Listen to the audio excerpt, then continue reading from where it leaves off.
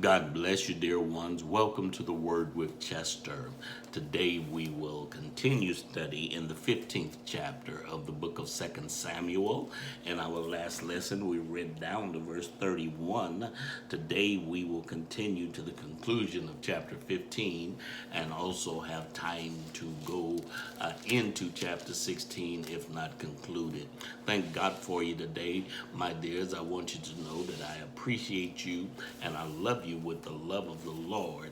Today is actually Christmas Day in 2021. Thank God for all of you, and I wish all of you a Merry Christmas. And I trust that you're having a great time with your family and that you are being blessed. I encourage you, if you know someone who is alone and could use an uplift, give them a call today. Give them a call, go by and just let them know that you love them. There's so many people that just wish that they had or pray that they had somebody to just say hello to them and wish them that Merry Christmas. So you be that person and God will bless you.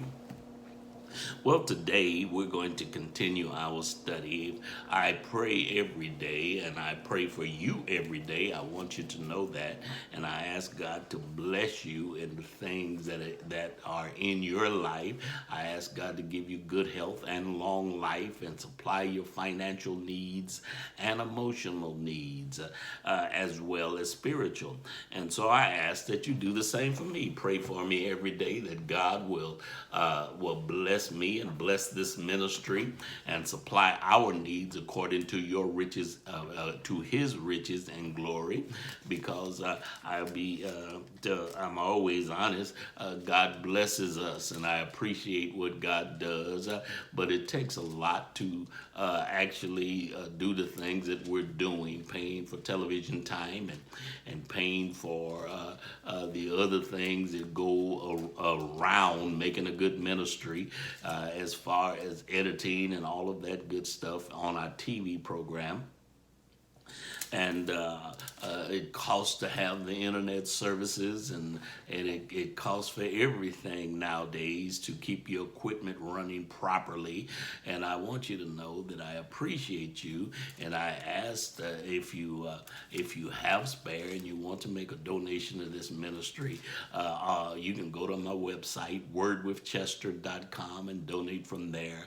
Also, we have a place at Cash App. It will be on your screen, and you will be able to donate to this ministry.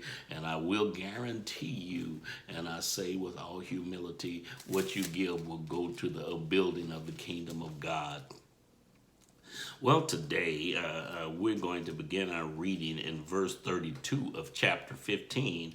Now, we read down to verse 32 in our last lesson. In fact, I think I'll reread 31 and we will continue.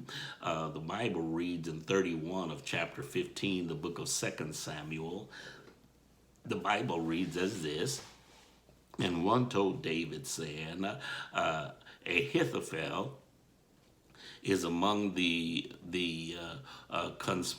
conspirators with Absalom.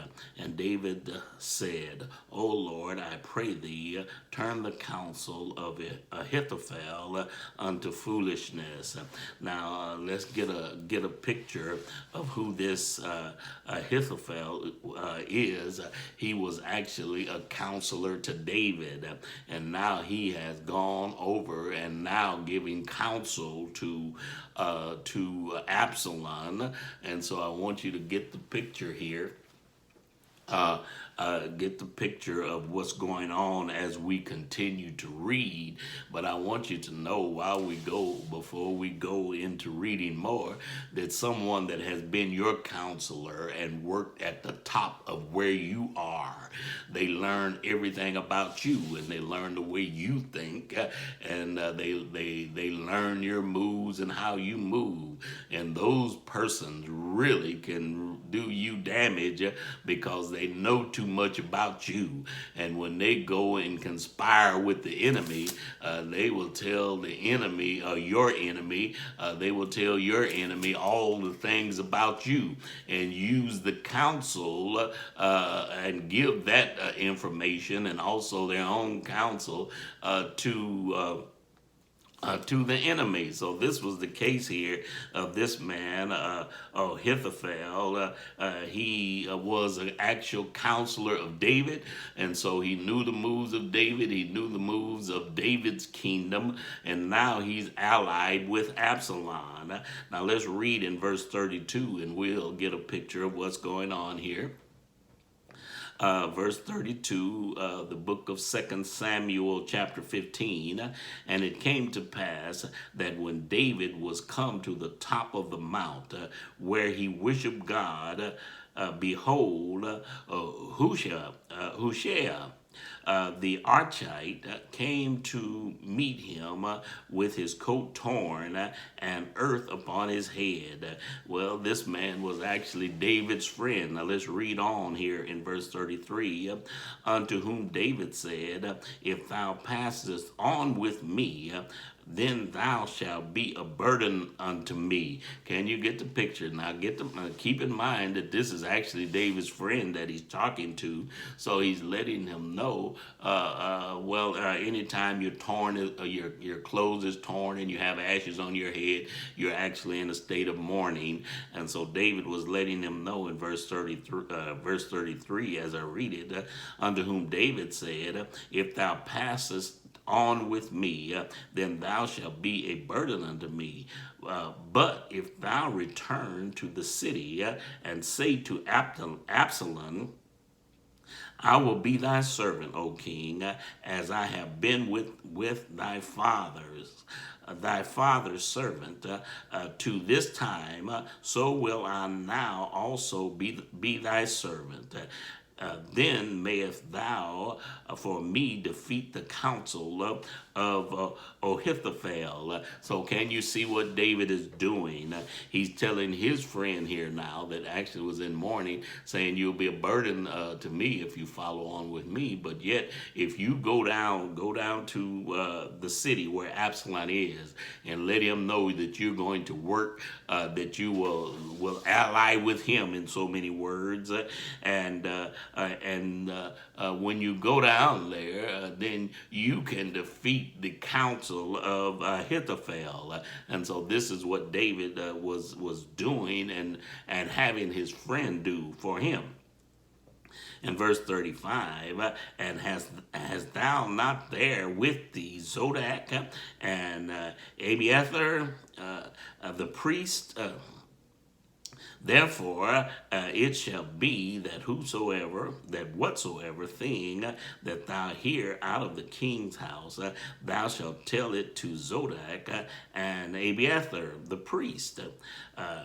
Verse 36, behold, they have there with them their two sons, Ahimaaz, Zadok's son, and Jonathan, Abiathar's son, and by them ye shall send unto me everything that ye can hear.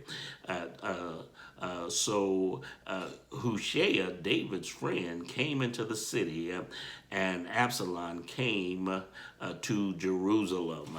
I want you to get this picture now. So David is actually sending in a spy, if you please, and we can use that term, more of a modern term, but sending in a spy to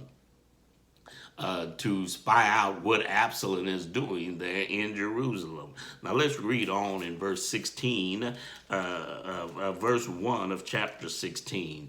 Verse 1, chapter 16.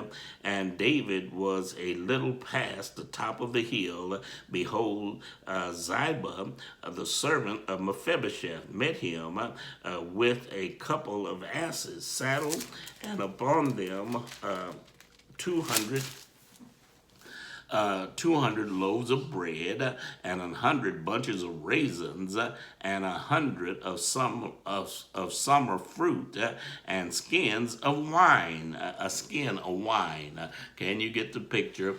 This was Mephibosheth, one of the people with Mephibosheth, a servant of Mephibosheth. He came with all of these things. Now let's read on. And the king said to Ziba, what meaneth thou by these? And Ziba said, the asses are for the king's household to ride on, and the bread and the summer fruit for the young men to eat, and the wine, that such as are faint in the wilderness may drink.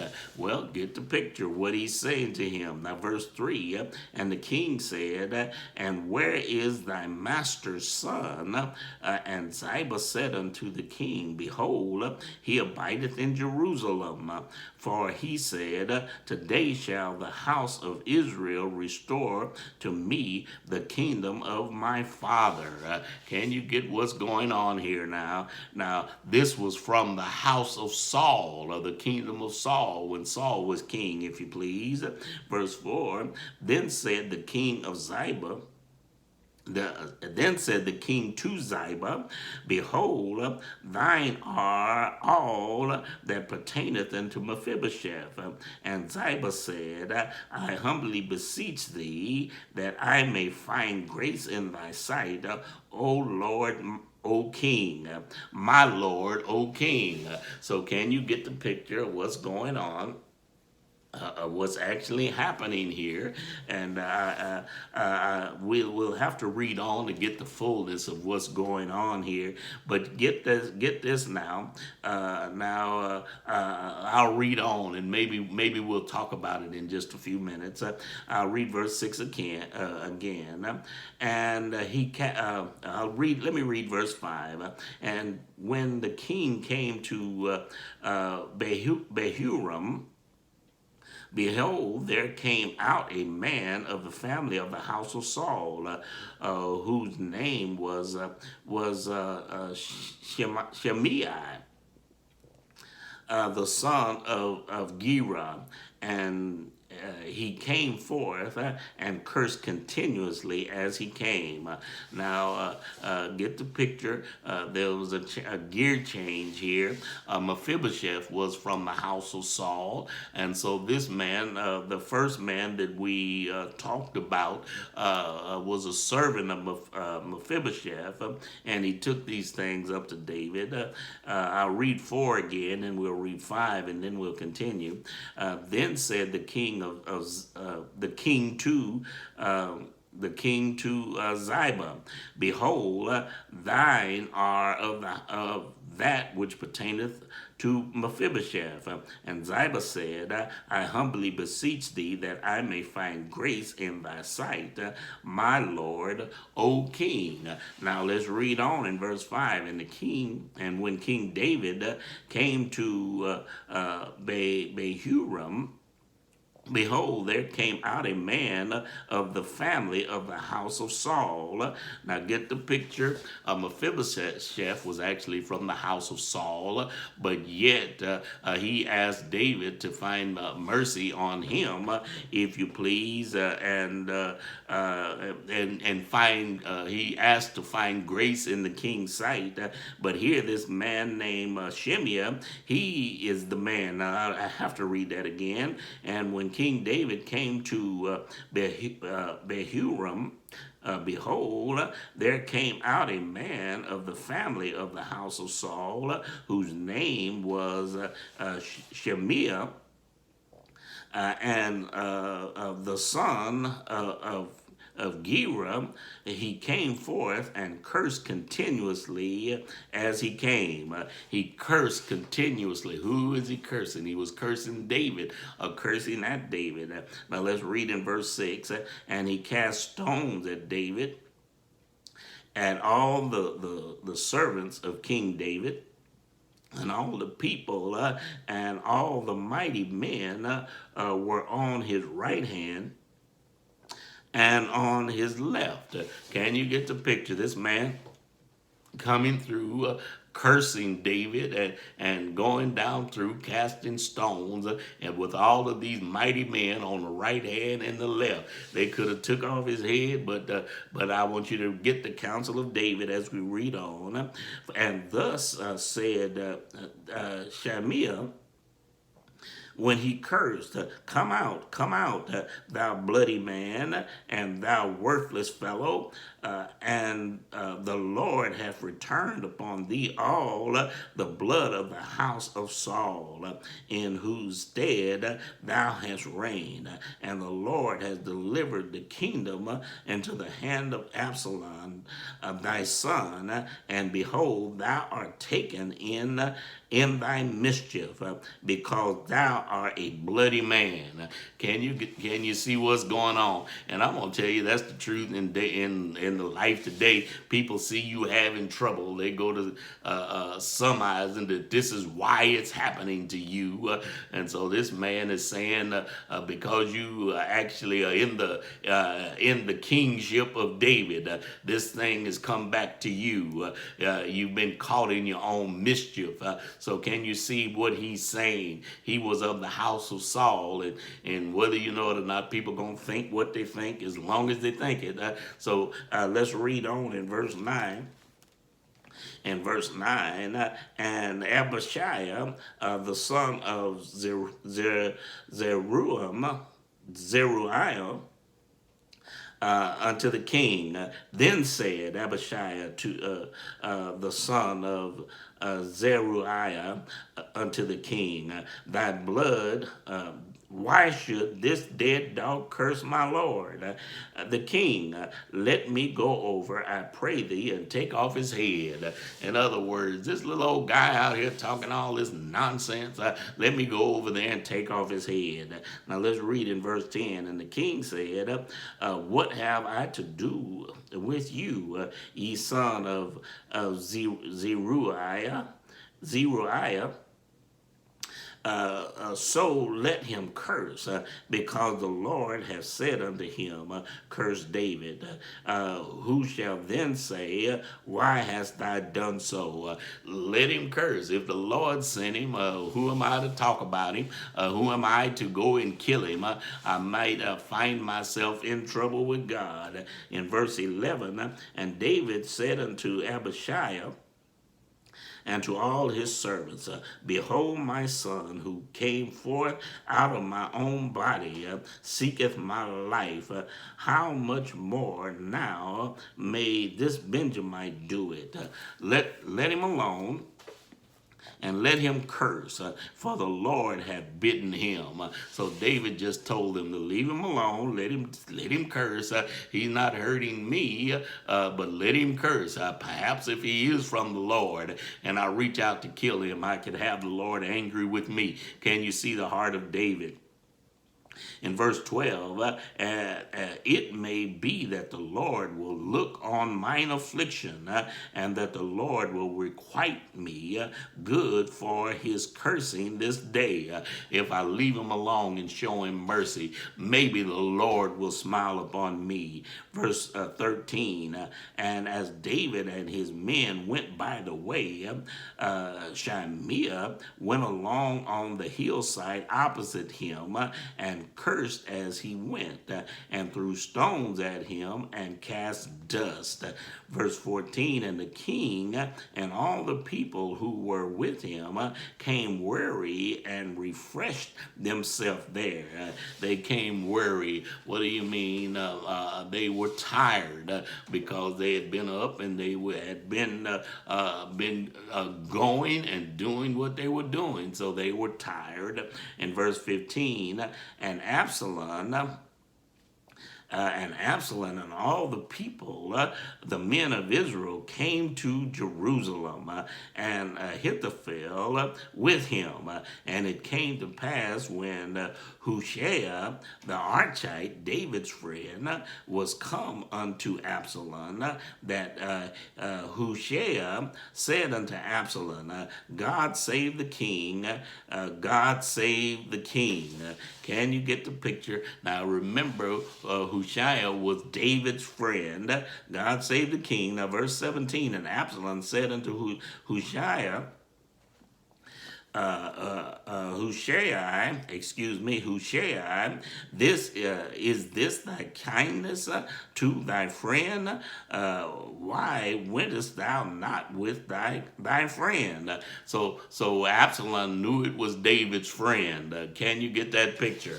And he's asking him now, how come you didn't go down with your friend? Why are you coming here? Now, verse 18, and Hushai said unto Absalom, nay, but whom the Lord and his people and all the people of Israel chose, his will I be, and with him will I abide. And again, verse 19, and again whom should I serve? Question mark. Who should I serve? Should I not serve in the presence of his son? Question mark. As I have served in thy father's presence, so will I be in thy presence. Can you get the picture? So Hushai is down there. He's carrying out the plan that David put in for us. And you got to get that picture. David put this in forth. He said it and sent to Hushai down there. Now let's read on in 20. Then Absalom said to Ahithophel, give counsel among you that what we shall do. Give counsel. So Absalom, now remember Ahithophel was David's counselor. Now he's counseling Absalom. So Absalom is asking him, give counsel among you that what we shall do. You tell me what we shall do now. In verse 21, and Ahithophel said unto Absalom, go in unto thy father's concubines, who he hath left to keep the house, and all Israel shall hear that thou art abhorred of thy father. Then shall the hands of all that are with thee be strong. Can you see the counsel that he is giving Absalom now to go into his father's concubines? And that was not right. So what they were trying to do was get Israel to see that this man went into his father's concubine. So they did this out in the open. I'll read 21 one more time. And Ahithophel said unto Absalom, go into thy father's concubines, whom he hath left to keep the house, and all Israel shall hear that thou art abhorred by thy father. Then shall the hand of all that are with thee be strong. In other words, they're gonna say this rumor when he goes into his father's concubine, that David abhors him for going into his father's concubines. Now let's read in verse 22. So they spread Absalom a tent upon the top of the house, and Absalom went in to his father's concubines in the sight of all Israel. Now, how awful is that? Absalom, they spread a tent on top of the house, and now on top of the house where everybody could see it. So they spread Absalom a tent upon the top of the house, and Absalom went into his father's concubines in the sight of all Israel. He did it in front of everybody, if you please. Now, verse 23, and the counsel of Ahithophel, which he counseled in those days, was as if a man had inquired at the oracles of God. And that's how much they revered this man and his counsel, because usually his counsel was right, but But I want you to get this picture. He was counseling now, trying to get at David. Can you get the picture? He was counseling Absalom because he knew this would bother David. This would get under the hide of David. Now, verse 23, and the counsel of Ahithophel, which he counseled in those days, was as a man who inquired at the oracle of God. So was all the counsel of Ahithophel, both with David and with Absalom. Can you get that picture? He counseled David, and he also counseled Absalom. And so he's using the knowledge that he knows with David against David with his son Absalom here. I want you to get that picture. It's nothing like when someone has worked with you and been beside you. They know all of your moves, and they know everything about you, and they know sometimes how things make you feel, what makes you angry. And so this Ahithophel now counseling against David, actually trying to get at his heart, sent Absalom in to his concubines in front of all Israel so the news would get back to his father. Can you get this picture? Can you get what's going on? Now we're going to read further in our next lesson as we study the next chapter. This thing is unfolding here, but I want you to see how evil some people can be when they know too much about you. When they know too much about you, that is what they'll use to get against you. When they're in leadership positions of that nature, they will use that they know against you, or that they know will bother you against you, trying to hurt you. Well, I want you to know God was with David, and this is a thing you got to remember and keep in your mind. God was with David. Also remember that this story is about David. Remember every promise that God had made David. Can you get the picture? He said that he would not take the kingdom from him. If you remember that, remember in our past studies, he would not take the kingdom from him. So he did tell him that trouble was going to rise up in his house, and that's happening now because Absalom was his own son. But yet you got to get all of the promises of God. Don't get hung up on one little spot and think that all things are over. This story is about David, and if God gave a promise, he's going to keep it. So you have to know that the kingdom is not going to be taken from David, even in this case. And even though it seems like Absalom has the upper hand now, he's gone into Israel. He's gone into Jerusalem, if you please, into Jerusalem, and at this point laid with his father's concubines. And it seems like David is being beaten and about to be taken out. But I want you to know, if God promised something, he will keep it. And he promised David that he would not take the kingdom out of his hands. He also promised him that trouble is going to rise up in your house. All of it is coming to pass. All of it is the word of the Lord. And you have to know that God's word will always come to pass. Why? Because God does not lie. Well, my dears, again, I say Merry Christmas. Merry Christmas to you. And I want you to know, and I say it from the depths of my heart, I love you. I love you with the love of the Lord. God bless you, my dears.